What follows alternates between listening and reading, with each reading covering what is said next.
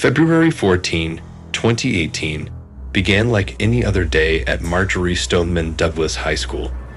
The halls were decorated with red and pink hearts, and students exchanged candy and cards. The air was filled with laughter and the excitement of Valentine's Day. I was in my third period English class, daydreaming about asking my crush to the upcoming dance. Our teacher, Mr. Thompson, was going over the syllabus for our next assignment when the fire alarm suddenly went off. We filed out of the classroom, following the usual drill procedure, but something felt off. As we moved into the hallway, I heard what sounded like firecrackers. Then came the realization. These were gunshots. Panic spread like wildfire. People started screaming and running in all directions. My heart raced as I looked around, trying to make sense of the chaos.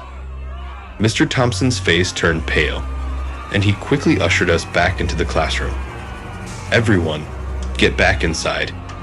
Now," he shouted. He slammed the door shut and locked it, his hands shaking. We were all in shock, the gravity of the situation slowly sinking in. This wasn't a drill. This was real. "Hide under your desks and stay quiet," Mr. Thompson instructed. We scrambled to comply, the fear palpable in the air. I grabbed my phone and started texting my parents, my hands trembling. "I love you. I don't know what's happening, but there's a shooter in the school," I wrote, trying to keep my tears at bay. We could hear gunshots, screams, and cries in the hallway. The sounds were terrifying, each one a stark reminder of the danger we were in. The classroom was filled with the sound of suppressed sobs and panicked breathing.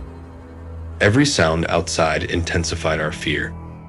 We had no idea what was happening or if we would make it out alive. The gunshots seemed to be getting closer, and I could hear the shooter moving through the hallways. My mind raced with thoughts of my friends in other parts of the school. Were they safe? Would we all make it out of this alive? Mr. Thompson tried to keep us calm, whispering reassurances, but I could see the fear in his eyes. We heard the sound of footsteps approaching, and my heart nearly stopped.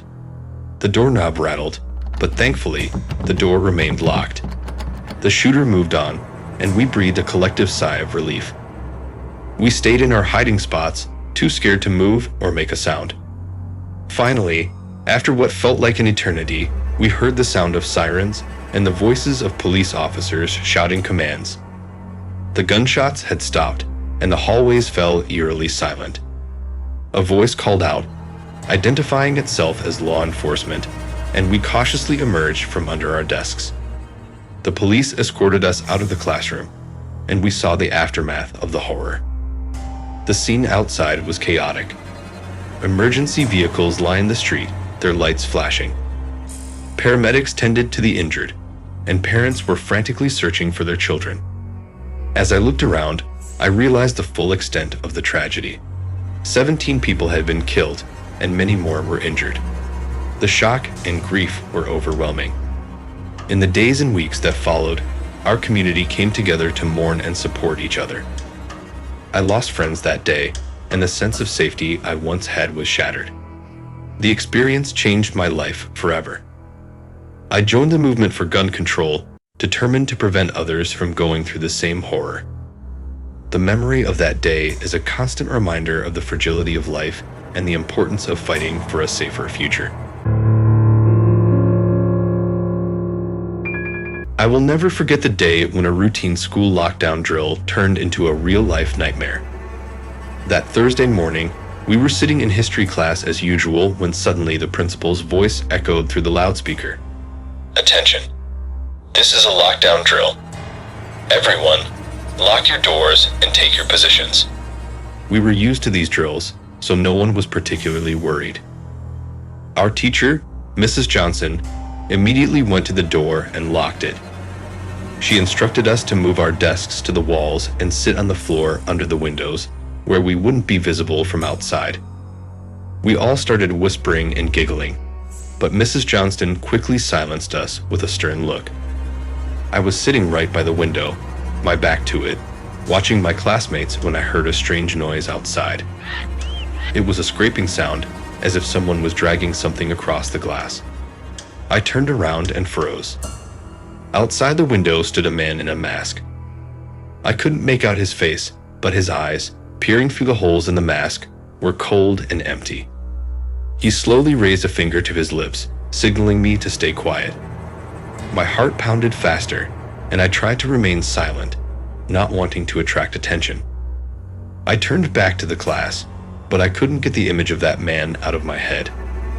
What was he doing there? Was this part of the drill?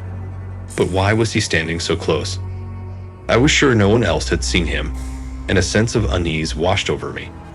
What if he was a real intruder? A few minutes passed, though they felt like hours. I tried to focus on Mrs. Johnson's words, but my thoughts kept drifting back to the figure outside the window. Suddenly, I heard the same scraping noise again. I turned and saw the masked man moving along the window, as if trying to look inside. I raised my hand to get Mrs. Johnson's attention. She came over and quietly asked what was wrong. I pointed to the window, and when she looked out, her face turned pale. She motioned for us all to stay quiet and still. I saw her take out her phone and start dialing a number. Minutes dragged by like hours. Then, over the loudspeaker, the principal's voice announced, "The drill is over. Everyone can return to their normal activities." But Mrs. Johnson didn't let us move. She kept her phone in hand, apparently talking to someone. Then she quietly said, "Stay where you are. I'll be right back." She left the classroom, leaving us in a state of confusion and fear. We sat in silence, listening to the distant sound of bells ringing and other classrooms resuming their activities. Suddenly, the door burst open again, and Mrs. Johnson returned with 2 security guards. They walked to the window and started discussing something. I saw one of them examining the marks on the glass while the other spoke into his radio. At that moment, we heard a scream from the hallway. Everyone froze. The scream grew louder, and soon the door to our classroom was flung open. The same masked man burst in, but now he was holding a baseball bat. He started swinging it wildly, smashing desks and chairs. My classmates scattered, trying to find cover against the walls. The security guards immediately sprang into action. One tried to tackle the intruder, but the man was too quick. The bat whistled through the air, and the guard fell, clutching his shoulder. The second guard pulled out a taser and approached the man, dodging his swings. Mrs. Johnson stood protectively in front of us, trying to keep us calm. I sat pressed against the wall, unable to take my eyes off the chaos unfolding before me. Everything seemed to move in slow motion. Finally, the second guard managed to get close enough and tasered the intruder. The man screamed and fell to the floor, convulsing. The police arrived within minutes. They handcuffed the intruder and took off his mask. Underneath, we saw a middle-aged man with a confused, vacant expression. He was muttering to himself, clearly unaware of where he was or what he had done. Later, we learned that the man had escaped from a nearby psychiatric hospital. His name was David, and he had been suffering from severe mental illness for years. That day, he had managed to escape from the hospital and somehow made his way to our school, bringing a bat with him. The next morning, the principal called an emergency assembly for all students and teachers. He explained the entire situation and reassured us that measures were being taken to ensure our safety. The school counselor offered support to anyone who needed it after the traumatic event. This incident left an indelible mark on my memory. I realized how fragile our sense of security can be and how quickly things can change.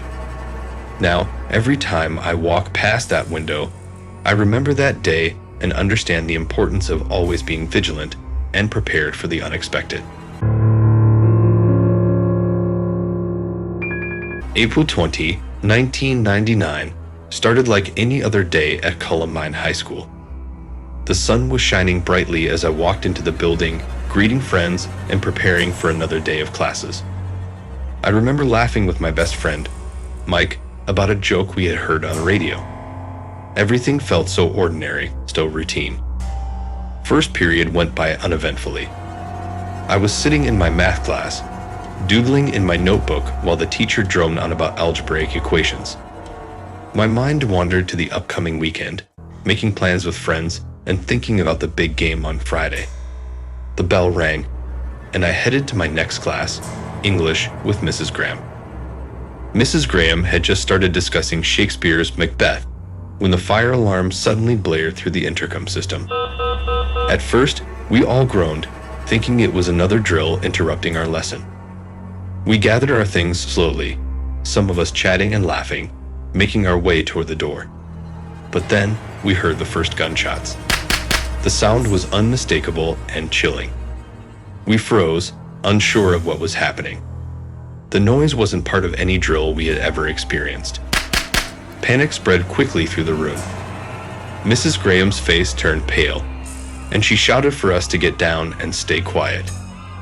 We quickly locked the classroom door and hid under our desks. My heart was pounding so loudly that I thought everyone could hear it. The gunshots grew louder, echoing through the hallways. Screams followed, piercing and desperate. We were trapped in a nightmare, and it was all too real. I huddled under my desk, my hands shaking uncontrollably. The room was filled with the sound of shallow, fearful breathing and suppressed sobs. We could hear the shooters walking past our classroom, talking to each other. Their voices were cold and emotionless, as if they were discussing something mundane. Time seemed to stretch endlessly. The shooters moved methodically through the halls, and I prayed they wouldn't come into our classroom. We heard more gunshots, more screams, and then an eerie silence. I wondered if it was over, but the fear kept me rooted in place. No one dared to move or speak. We stayed huddled under our desks, eyes wide with terror, hoping against hope that we would survive this nightmare. Finally, after what felt like an eternity, we heard the sound of sirens in the distance. Relief washed over us as we realized that help was on the way. The police stormed the building, their voices booming through the hallways, instructing us to stay put until they secured the area.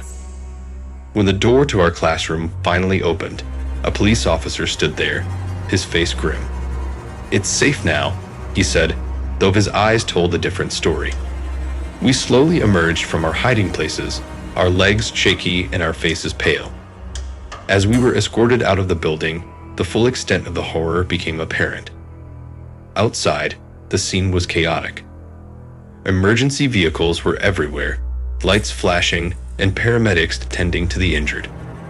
I saw students and teachers hugging each other, crying, and looking for friends. The police began to escort us to a safe area, where we would be reunited with our families.